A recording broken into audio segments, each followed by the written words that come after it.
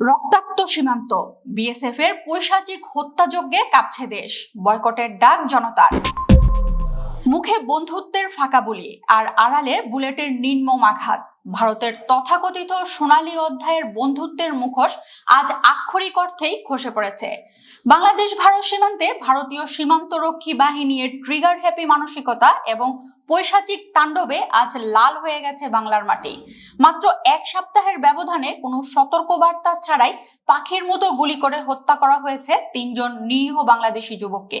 দিল্লির এই নগ্ন আগ্রাসন এবং রক্তের হোলি খেলার প্রতিবাদে আজ ঢাকা থেকে শুরু করে পুরো দেশ আগ্নেয়গিরির মতো ফুঁসে উঠেছে।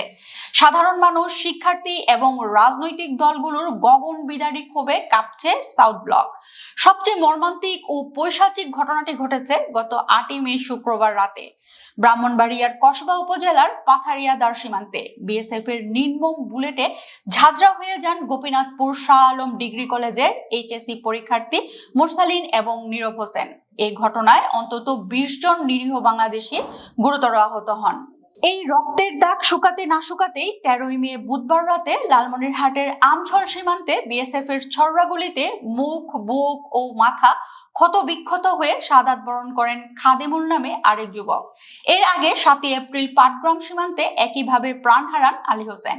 বিএসএফ শুধু ফ্ল্যাগ মিটিং এ দুঃখ প্রকাশের নাটক করে আর পরদিন আবার লাশের পাহাড় গড়ে।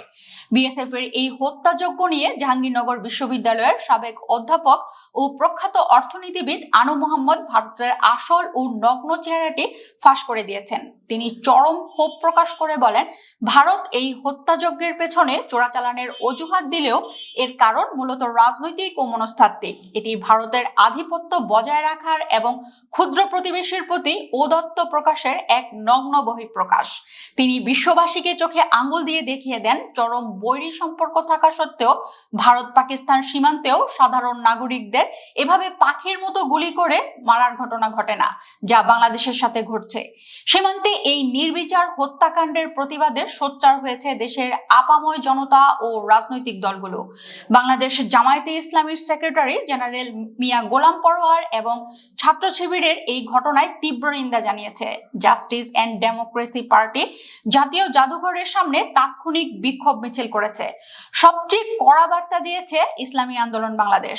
দলটির মুখপাত্র মাওলানা গাজী আতাউর রহমান সরকারের নতজানু পররাষ্ট্রনীতির কঠোর সমালোচনা করে বলেছেন, বিগত ফ্যাসিবাদী সরকারের আমলের মতোই বর্তমান সরকারের আমলেও নিয়মিত এসব হত্যাকাণ্ড ঘটছে। ভারত আবারও আমাদের নাগরিক হত্যা করার দুঃসাহস দেখিয়েছে। মানবাধিকার সংস্থা আইন ও সালিশ কেন্দ্র জানিয়েছে, ২০২৬ সালের জানুয়ারি থেকে ৯ মে পর্যন্ত কমপক্ষে ৬ জন বাংলাদেশি বিএসএফ এর গুলিতে নিহত হয়েছে। আন্তর্জাতিক আইনের তোয়াক্কা না করে সরাসরি বুকে গুলি চালানো মানবাধিকারের চরম লঙ্ঘন বলেছে সংস্থাটি। এদিকে ঢাকা বিশ্ববিদ্যালয় সহ সারা দেশের সাধারণ শিক্ষার্থীরা আজ চরম বিক্ষুব্ধ। সামাজিক যোগাযোগ মাধ্যমে স্টপ বর্ডার কিলিং এবং জাস্টিস ফর মুরসালিন ট্রেন্ডিং এ রয়েছে।